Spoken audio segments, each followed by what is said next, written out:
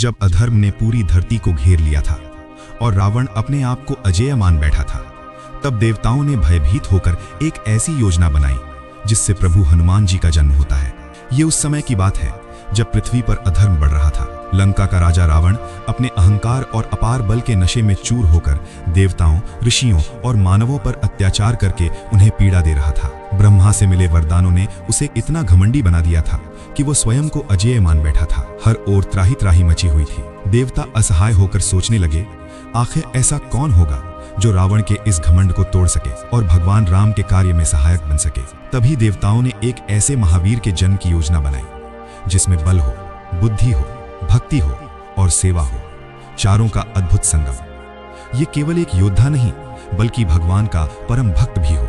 वहीं माता अंजना भी कोई साधारण स्त्री नहीं थी।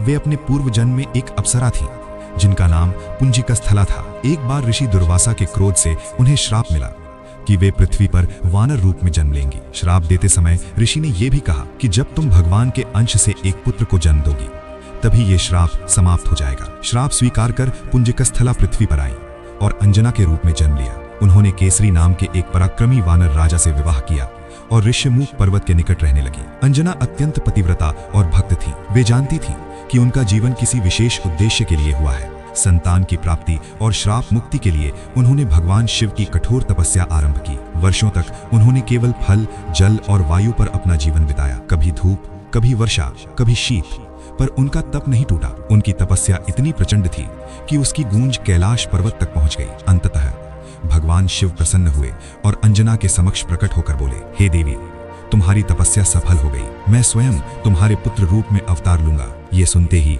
अंजना के नेत्र आनंद से भर आए।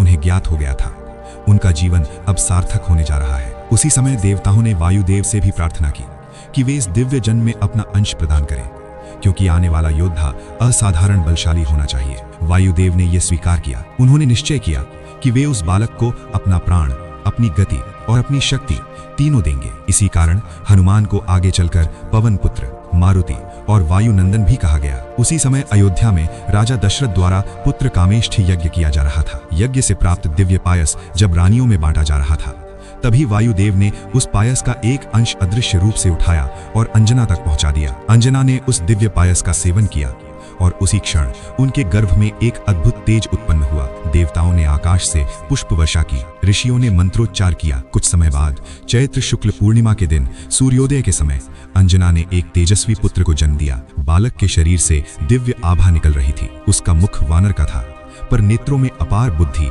और करुणा झलक रही थी। जन्म लेते ही उसने रोया नहीं, बल्कि आकाश की ओर देखकर मुस्कुरा रहा था। देवताओं ने घोषणा की, ये बालक शिव का अंश है, वायु का पुत्र है और विष्णु का परम भक्त बनेगा। यही बालक आगे चलकर हनुमान कहलाया। हनुमान बचपन से ही अत्यंत चंचल और शक्तिशाली थे। एक दिन उन्होंने आकाश में उगते सूर्य को देखा और उसे एक लाल फल समझ बैठे। भूख लगने पर वे सीधे आकाश की ओर उड़ चले। देवता भयभीत हो गए। सूर्य देव ने अपना तेज कम किया, पर बाल हनुमान रुकने वाले नहीं थे। तभी इंद्र ने अपना वज्र फेंका, जो हनुमान की ठुड्डी पर लगा। वे मूर्छित होकर पृथ्वी पर गिर पड़े। वायुदेव अपने पुत्र को अचेत देखकर क्रोधित हो गए। उन्होंने संसार से वायु का संचार रोक दिया। जीवों का दम घुटने लगा। देवता घबरा गए और हनुमान को अनेक वरदान देने लगे। ब्रह्मा ने अमरता का आशीर्वाद दिया, विष्णु ने अजेयता का वरदान दिया, इंद्र ने वज्र से रक्षा का वरदान दिया, अग्नि, जल, वरुण सब ने संरक्षण दिया। तब जाकर वायुदेव शांत हुए। हनुमान बड़े होकर भगवान राम के सबसे प्रिय भक्त बने।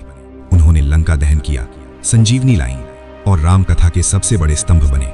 पर यह सब संभव हुआ उनके दिव्य जन्म से, माता अंजना की तपस्या से और वायुदेव की शक्ति से। हनुमान जी का जन्म सिखाता है कि जब उद्देश्य पवित्र हो तो ईश्वर स्वयं मार्ग बनाते हैं। तपस्या, भक्ति और सेवा मिलकर चमत्कार रचते हैं। इस पर आपकी क्या राय है और अगली वीडियो किस टॉपिक पर चाहिए, कमेंट करके जरूर बताइए। वीडियो अच्छी लगी हो तो लाइक, शेयर और चैनल को सब्सक्राइब जरूर करें।